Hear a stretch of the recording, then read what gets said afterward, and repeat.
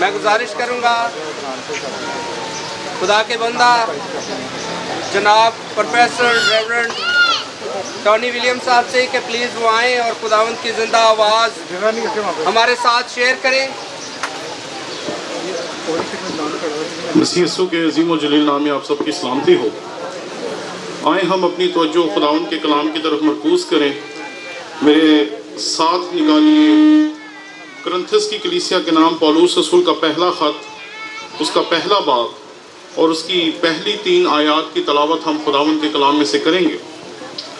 خداوند کے کلام میں یوں لکھا ہے، پولوس کی طرف سے جو خدا کی مرضی سے یسوع مسیح کا رسول ہونے کے لیے بلایا گیا، اور بھائی سوستھینیس کی طرف سے خدا کی اس کلیسیا کے نام جو کرنتھس میں ہے، یعنی ان کے نام جو مسیح یسوع میں پاک کیے گئے اور مقدس لوگ ہونے کے لیے بلائے گئے، اور ان سب کے نام بھی جو ہر جگہ ہمارے اور اپنے خداوند یسوع مسیح کا نام لیتے ہیں۔ ہمارے باپ خدا اور خداوند یسوع مسیح کی طرف سے تمہیں فضل اور اطمینان حاصل ہوتا رہے۔ خداوند کے کلام کے پڑھے سن جانے پر اس کی برکت ہو۔ آئیں ہم اپنی آنکھیں بند کریں، سروں کو جھکائیں اور دعا کریں۔ خداوند لشکروں کے خدا، آسمان و زمین کے خالق و مالک، ہم تیرے حضور حاضر ہیں۔ ہم تیرے شکر گزار ہیں کہ تو نے ہمیں یہ موقع بخشا کہ ہم تیرے کلام سے تسلی اور اطمینان پا سکیں۔ خدا پاک روح تو جو دوسرا مددگار ہے، اس وقت تو ہماری مدد کر، ہماری رہنمائی کر، اور بخش دے کہ جتنی دیر تیرا کلام ہماری زندگیوں میں تیری طرف سے اترے، وہ ہماری زندگیوں میں جڑ پکڑے اور 30، 60 اور 100 گنا پھل کا باعث ہو۔ خدا پاک روح تو ہماری مدد کر اور بخش دے کہ ہم تیرے بیٹے مسیح یسوع کے نام میں تیرے کلام کو بہتر طور پر سمجھ سکیں، اور تیرا کلام ہماری زندگیوں میں جڑ پکڑے۔ اپنے کلام کو اس قدرت کے ساتھ خداوندہ ہمارے درمیان کر، جس سے ہمارے ٹوٹے ہوئے دل، بکھرے ہوئے جذبات مضبوطی حاصل کر سکیں۔ مسیح خداوند کے نام میں مانگتے ہیں۔ یہودی معاشرے میں جب بھی ایک یہودی کسی دوسرے یہودی سے ملتا تھا تو وہ آپس میں ایک لفظ بولا کرتے تھے، شالوم۔ اور جب دوسرا یہودی ایک دوسرے یہودی سے ملتا تھا تو وہ بھی شالوم کہتا تھا۔ ہم اپنے معاشرے میں جب کسی سے پوچھتے ہیں سلامتی، تو ہم اس سے پوچھتے ہیں سلامتی ہے، اور وہ آگے سے جواب دیتا ہے ہاں جی آپ پہ بھی سلامتی ہو۔ لیکن یہودی اس کے لیے 2 فرق اصطلاحات استعمال نہیں کرتے تھے، وہ ایک ہی لفظ بولتے تھے جو سوال بھی تھا اور جواب بھی تھا۔ وہ جب کہتے تھے شالوم تو اس کا مطلب تھا کہ سلامتی ہے، تو اگلا کہتا تھا شالوم کہ سلامتی ہے، اور یوں دونوں طرف سے سوال اور جواب کا جو سلسلہ تھا وہ اختتام کو پہنچتا تھا۔ جب میں اس حوالے کو دیکھ رہا تھا تو یہاں پر تیسری آیت میں بڑے خوبصورت الفاظ ہیں جو پولوس رسول استعمال کرتا ہے، ہمارے باپ خدا اور خداوند یسوع مسیح کی طرف سے تمہیں فضل اور اطمینان حاصل ہوتا رہے۔ میں حیران رہ گیا کہ یہاں جو اطمینان کے لیے وہ الفاظ استعمال کر رہا ہے وہ وہی اطمینان ہیں جو یہودی مانگا کرتے تھے جب وہ موت کے سائے کی وادی میں سے گزرا کرتے تھے۔ اس وقت جس سلامتی اور جس اطمینان کو وہ خدا سے مانگا کرتے تھے، وہی لفظ یہاں پر پولوس رسول کرنتھس کی کلیسیا کے لیے استعمال کر رہا ہے کہ خدا تمہیں وہی سلامتی دے، وہی شالوم دے جو صدیوں سے بنی اسرائیل قوم آپس میں ایک دوسرے کے لیے مانگتے آئے تھے اور ایک دوسرے کو یہ پیغام دیتے آئے تھے، شالوم، اور آگے والا بھی کہتا تھا شالوم۔ یعنی کہ وہ دونوں اس بات کا اظہار کرتے تھے کہ ہمارے پاس اطمینان ہے، ہمارے پاس تسلی ہے، کیونکہ ہمارے ساتھ لشکروں کا خدا ہے۔ اس لیے ہم اپنے اطمینان کو اور اپنی تسلی کو کبھی کھو نہیں سکتے۔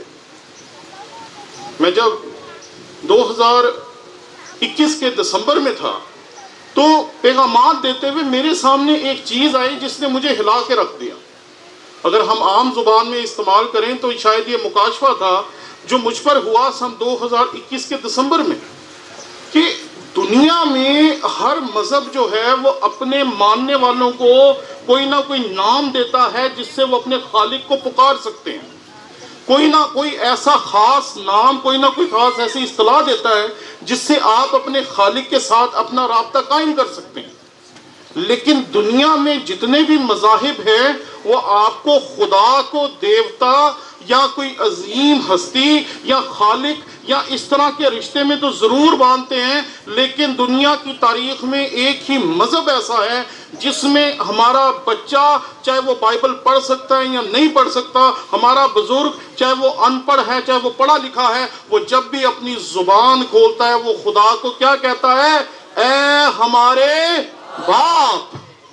اس سے بڑی تسلی کوئی نہیں ہو سکتی کہ ہمارا باپ لشکروں کا خدا ہے، ہمارا باپ یہوہ خدا ہے، ہمارا باپ ہمارا خالق ہے، ہمارا بنانے والا ہے، اور اس کے ساتھ یہ جو تعلق ہے یہ کبھی بھی توڑا نہیں جا سکتا، کبھی بھی توڑا نہیں جا سکتا۔ وہ ہر ایک کو تسلی دیتا ہے، جو اسے جانتے ہیں انہیں بھی، جو اسے نہیں جانتے انہیں بھی۔ آپ دیکھیں کہ ہم بڑے بڑے دکھ سے کرب سے لوگوں کو گزرتے ہوئے دیکھتے ہیں، جنگیں ہو رہی ہیں، اور جنگ کے دوران جب ہم لاشوں کو دیکھتے ہیں، خون ریزی دیکھتے ہیں، حادثے دیکھتے ہیں، تو ایک دم سے ہمارا انسانیت سے اعتماد اٹھنا شروع ہو جاتا ہے۔ ابھی آپ جانتے ہیں پچھلے دنوں ایک چھوٹی بچی کو کسی نے مار دیا، کل کسی اور بچی کو مار دیا، تو مجھے میری بیٹی نے کہا پاپا یہ شروع کیا ہو گیا؟ تو میں نے کہا کوئی بات نہیں، خدا ان سب کا حل ضرور کرے گا۔ اور کیا ہوتا ہے پھر؟ خدا ہر انسان کو، چاہے وہ اسے جانتا ہے یا اسے نہیں جانتا، وہ اسے تسلی دیتا ہے، اطمینان دیتا ہے، اور دوبارہ اسے مضبوط کر کے کھڑا کر دیتا ہے۔ یہ ہمارا رشتہ ہے خدا کے ساتھ جو تب سے ہے جب سے اس نے آدم کو خلق کیا۔ یہ رشتہ ہے خالق کا مخلوق کے ساتھ جس میں ہم اس کے ساتھ بندھے ہوئے ہیں۔ اور یہ کیسے ہو سکتا ہے کہ ہمیں فضل اور اطمینان کوئی اور دے سکے؟ کیونکہ یہاں میں جب ان الفاظ کی خوبصورتی پہ غور کر رہا تھا تو حیران کن ہے، ہمارے باپ خدا اور خداوند یسوع مسیح کی طرف سے تمہیں فضل اور اطمینان حاصل ہوتا رہے۔ خداوند یسوع مسیح ایک خوبصورت ترین نام ہے جو خدا نے ہمیں بخشا۔ پچھلے دنوں میں اس کے پر غور کر رہا تھا کہ اس نام کی عظمت جس طریقے سے پولس رسول نے بیان کیا کہ یہ وہ نام ہے جس نام کے اوپر ہر گھٹنا جھکتا ہے، اور کوئی نام آپ کو ایسا نہیں ملے گا۔ یہ اس نام کی عظمت ہے۔ اور یہاں جو لفظ ہے خداوند، اگر آپ اس پہ غور کریں تو خداوند کا مطلب ہوتا ہے مالک، جو سب چیزوں کا مالک ہے۔ اور وہ جب مسیح کے لیے یہ اصطلاح استعمال کرتا ہے تو وہ بڑی سوچ سمجھ کے ساتھ کرتا ہے۔ آج بھی 2000 سال بعد جب ہم مسیح کی تعلیمات کو پڑھتے ہیں، جب ہم پولس کی ان تشریحات کو پڑھتے ہیں جو اس نے مسیح کی تعلیمات کی دی ہیں، تو آج بھی مسیح کی باتوں کو سمجھنا ہمارے لیے کسی راز سے کم نہ ہوتا اگر پولس رسول ان سب باتوں کو اپنے خطوط میں ہمارے سامنے بیان نہ کرتا۔ وہ کہہ رہا ہے کہ سب چیزوں کا مالک کون ہے؟ خداوند کون ہے؟ اور وہ کہتا ہے خداوند یسوع مسیح کی طرف سے تمہیں فضل اور اطمینان حاصل ہوتا رہے۔ میں آج سوچ رہا تھا کہ ہم انسان ہوتے ہوئے ایک دوسرے کو تسلی دیتے ہیں۔ کل رات میری بیٹی ہے تحلیم، تو وہ بشپ صاحب کے دل کے بہت قریب ہے۔ وہ جب بھی میں نے جانا ہوتا ہے ان کے پروگرام پہ تو وہ اسپیشلی جاتی ہے کیونکہ ان کے ساتھ بڑا اچھا ریلیشن ہے۔ تو اس نے مجھے کہا کہ آپ کو پتہ نہیں چلا، تو میں تھوڑا سا کسی کام میں مصروف تھا تو مجھے سچ مچ پتہ نہیں چلا۔ تو مجھے جب پتہ چلا تو رات گئے، میں نے تقریباً کوئی 10 بجے کے قریب بشپ صاحب کے ساتھ کنڈولنس کی۔ تو بشپ صاحب نے وہ بات مجھے بتائی جو میں نے محسوس کی، جو شاید آپ میں سے ہر ایک نے جس نے اپنا کوئی نہ کوئی عزیز کھویا ہے اس نے محسوس کی ہوگی۔ کہ لوگ ہمیں تسلی دیتے ہیں اور ہمارا دل تسلی نہیں پاتا تسلی.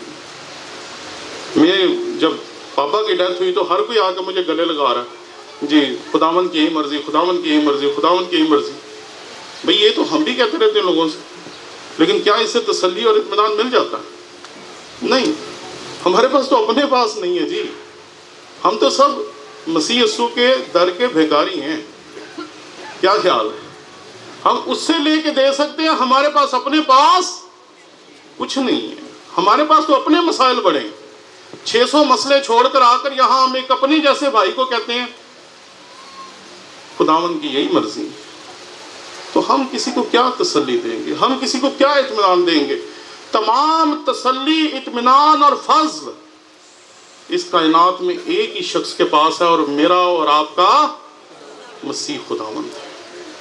کہتا ہے خداوند یسوع مسیح کا نام، خداوند یسوع مسیح کی طرف سے تمہیں فضل اور اطمینان حاصل ہوتا رہے. ارے جس کے پاس خود نہیں ہے وہ کسی کو کیا دے گا؟ ہمارے پاس تو خود نہیں ہے. 500-600 پریشانیاں گھر میں بیٹھی ہوئی ہیں ہمارے. یہاں سے نکلتے ساتھ ہی سب نے اپنے اپنے مسائل کو دوبارہ گھر جا کے دیکھنا.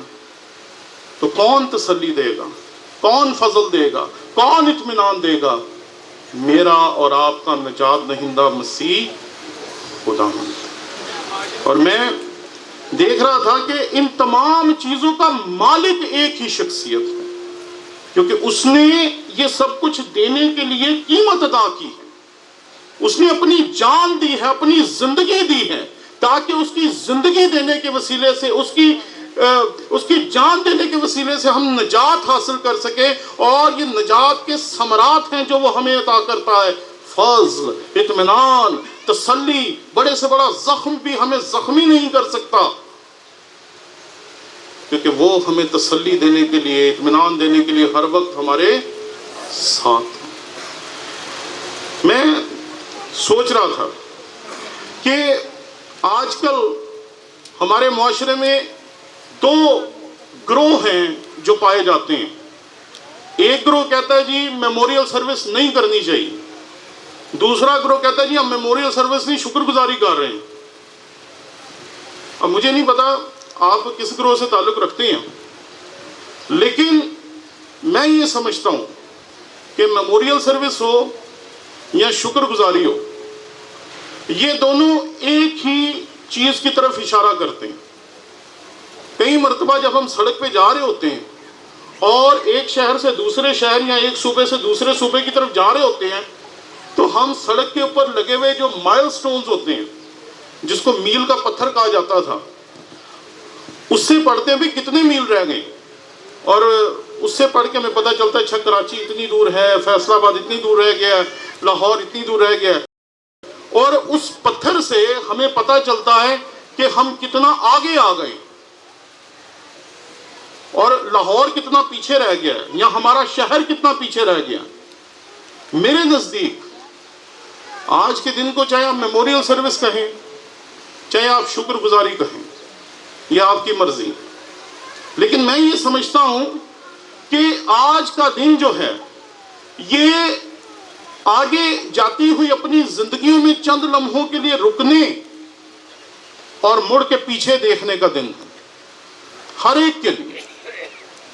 آج ہم اپنی بہن کے لیے جو یہ عبادت کا انعقاد کیا گیا، چاہے آپ اسے شکر گزاری کہیں، چاہے میموریل سروس کہیں، آج کے دن ہمیں آگے کی طرف دیکھنے کی بجائے پلٹ کے پیچھے کی طرف دیکھنا چاہیے کہ ہم کہاں نکل آئے ہیں، ہم کہاں پہنچ گئے ہیں، ہم کہاں آ گئے ہیں، ہماری سمت درست ہے یا نہیں، اور ہم پیچھے کیا کیا کر کے آئے ہیں.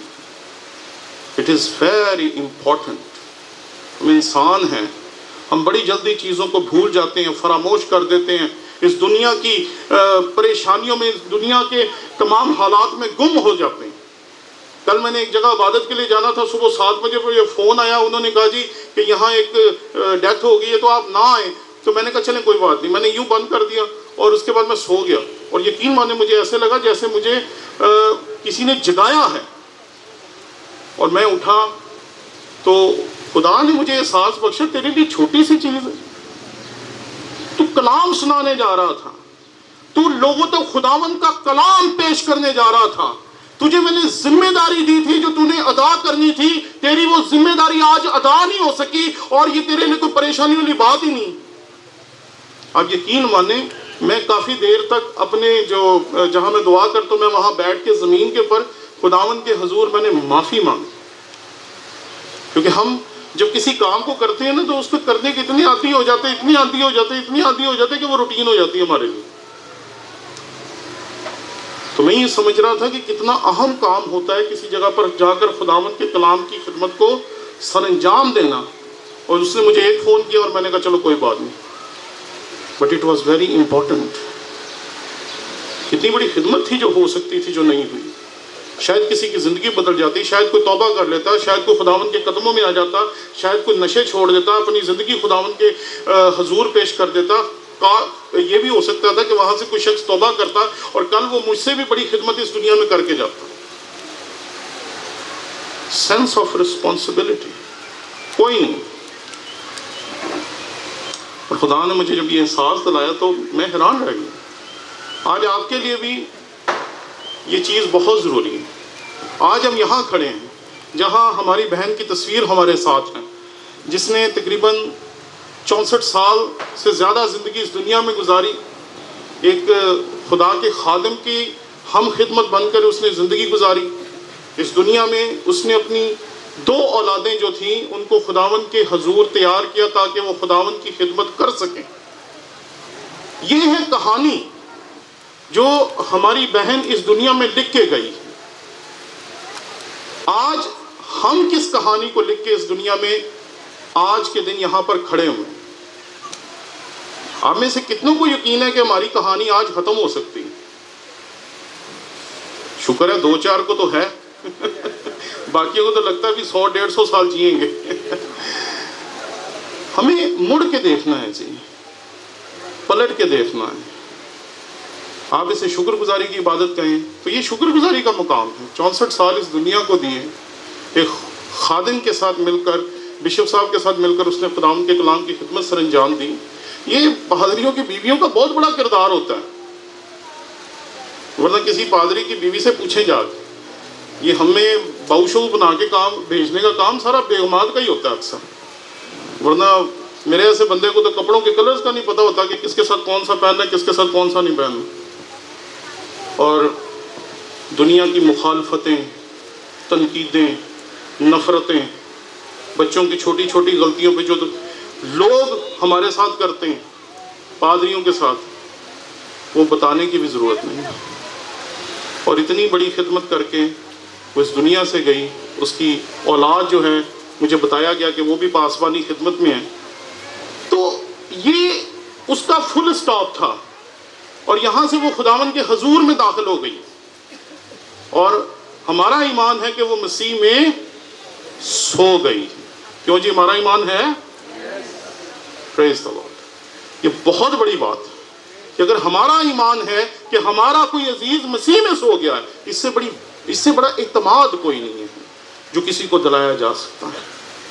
آج ہم کہاں پر کھڑے ہیں؟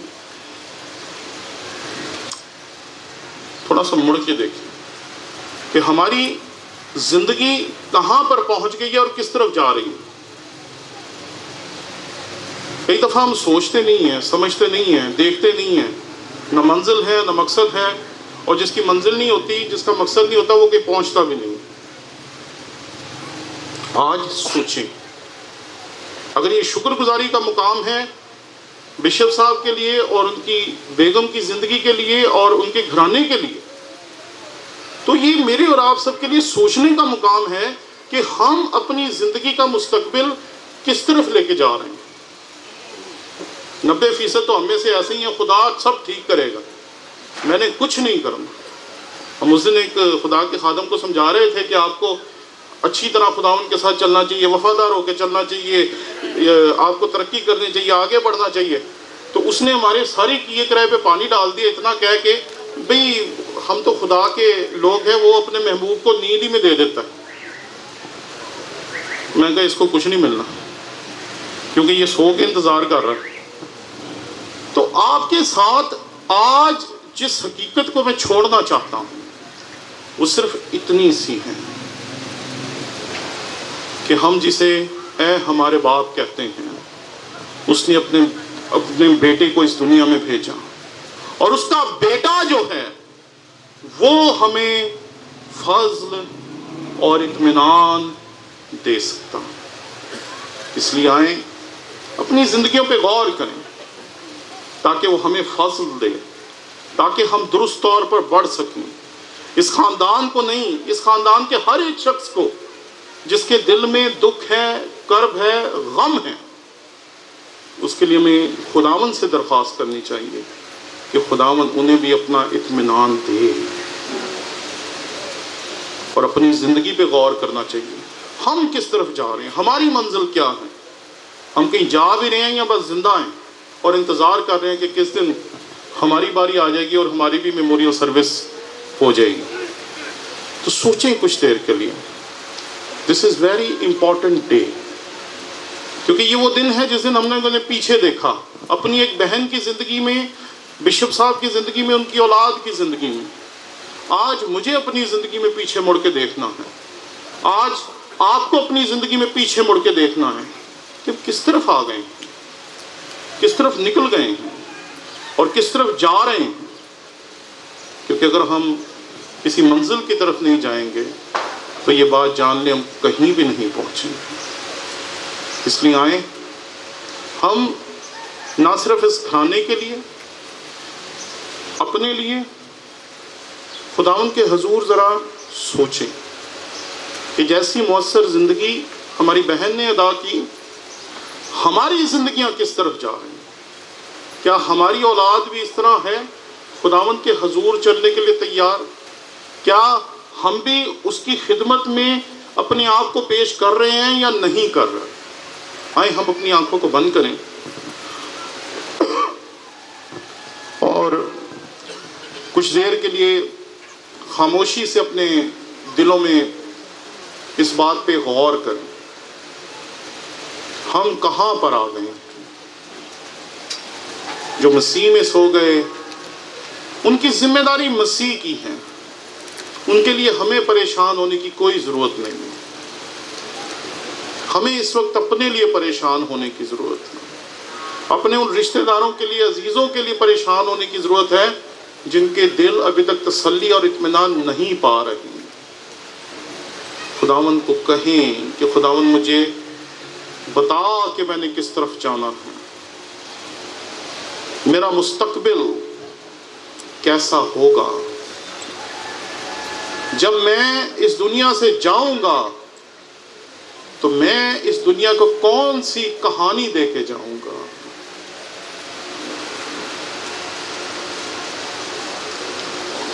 قدوس خداوند ہم تیرے شکر گزار ہیں کہ تو نے ہمیں احساس بخشا کہ تو ہمارا باپ ہے. تو نے اپنے بیٹا بخش دیا تاکہ تیرے بیٹے کی قربانی کے وسیلے سے ہم فضل پائیں، اطمینان پائیں، نجات پائیں اور ہمیشہ کی زندگی کے وارث ٹھہر سکیں.